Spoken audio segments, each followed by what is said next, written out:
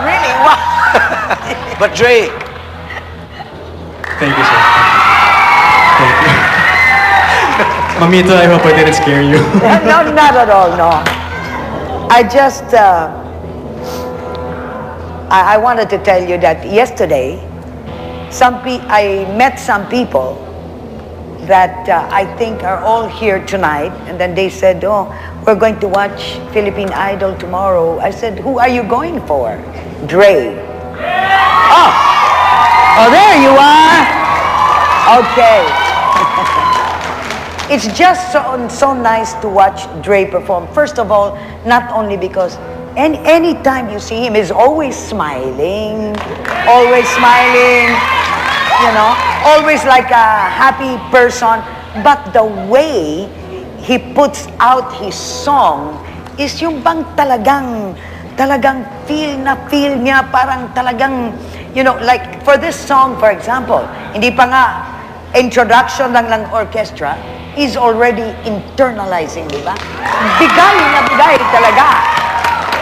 Bagay na bagay sa'yo, the song. But, and I really hope to see you in the next round. I love you, Mr. C. I love you too.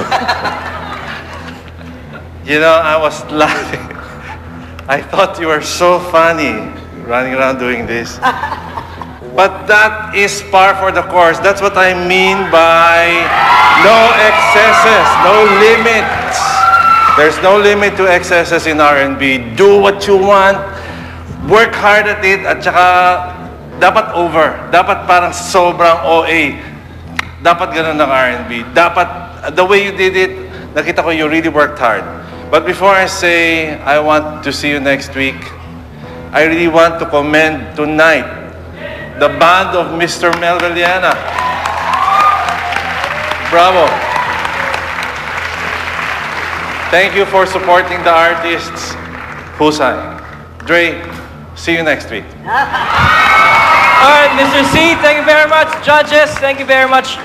Man, that was an old song. You know, I asked our floor director, si Butch, no, na hindi namang kabataan. Ang sabi niya, naririnig niya sa tatay niya. Why did 1973, Tower of Power. You were really familiar with this song to begin with? I sang it before, 2 years ago, and this is the hardest song I've ever sung in my entire life. All right, well, napakahirap the judges thought you did well, and let's see kung the voters thought you did well. Please. Kung nagustuhan nyo ang kanta ni Dre, iboto nyo siya, just text Dre, DR8 to 2339 using Smart and other networks. At kung PLDT landline naman ang inyong gagamitan, i-dial nyo lang 1908-5-IDOL-12. That's 1908-5-IDOL-12. Konti na lang, magsisignal na ako, kaya hintayin nyo. Thank you very much, Dre. Dre, you may join the other finalists and rest backstage. All right, judges, it was a pretty rough night, no? It was a fun night, but it was a rough night. You guys were really, really pointing out errors. FM, ang R&B medyo malapit yan sa genre of your choice. Rap, di ba? So, were you very critical with the performances tonight? Well, I enjoyed the whole night, and I think everybody, even those who we dissed tonight, I think it was a much better night than the last week. Right. So even the ones na medyo hindi nyo nagustuhan, magaling pa rin. Kasi I felt na they upped the ante. All right. I just felt na medyo umangat ng konti. All right. Thank you very much, FM. Mamita, 2 guys for tonight. You must have enjoyed. Ikaw talaga, nagselos ka na naman. Hindi kasi ako makalapit dyan eh. No, but you can see that every week now, every week in Philippine Idol, the energy is getting better. They are singing better. You can see that they're becoming more confident, you know? And even if sometimes we have to tell them something that probably And they're looking better this week, Mamita, no? I am? Thank you, children. No, I meant the contestants, not you. Ako, kala mo sa... No, you also, but the contestants, they look good, di ba? No, honestly, yes. And it's so wonderful to see, you know, that you've seen them for so long now. So wonderful to see that they are trying so hard. Thank you very much, Mamita. Thank you. Kakantahan din kita balang araw. Mr. C, The competition was very, very good tonight. The reason why we saw more, we commented more, was because they gave more. Right. You know, if they don't give more, we don't see that. That's why we get bored. Everybody gets bored. See, the competition tonight, umaangat na, nagse-second gear na. It's what you wanted last week, di ba? Oh, Iangat yeah. yung bar. Oh, yeah. Yeah. All right, Mr. C, thank you very much. Judges, thank you very much. Palakpakan po natin sila. Eto na, para malinawan kayo kung sino ang iboboto nyo, balikan natin ang performances ng ating mga finalists para sa ating Soul Night.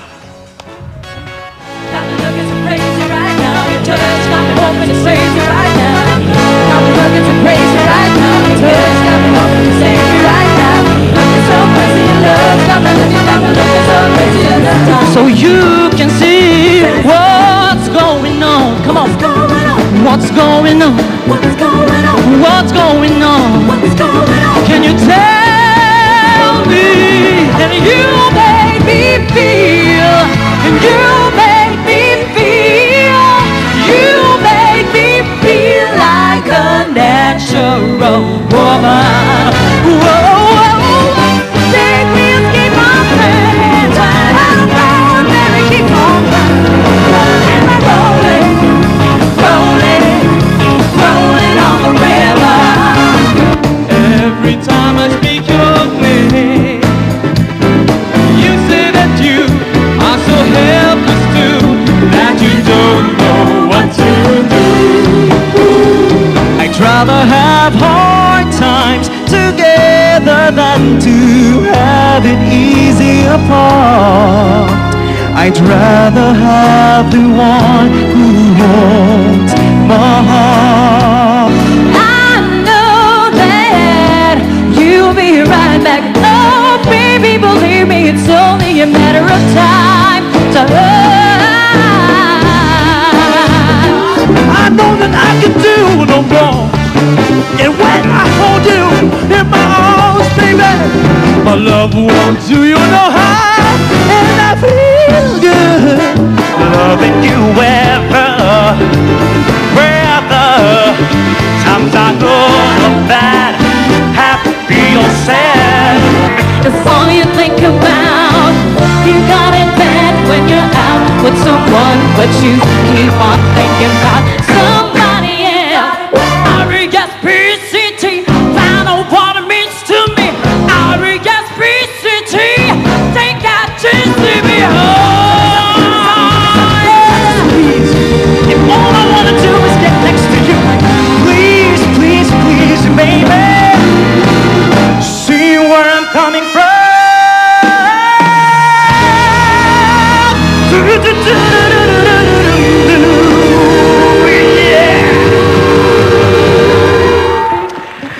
Eto na ang pinakahihintay nyo, ang signal to vote. Kaya pick up your phones, botohan na! Tandaan nyo, pwede kayong bumoto ng kahit ilang beses nyo gusto through text vote sa 239 or landline voting sa PLDT. Results night na bukas, kaya todo boto na kayo para hindi mapunta sa bottom 2 ang idol nyo.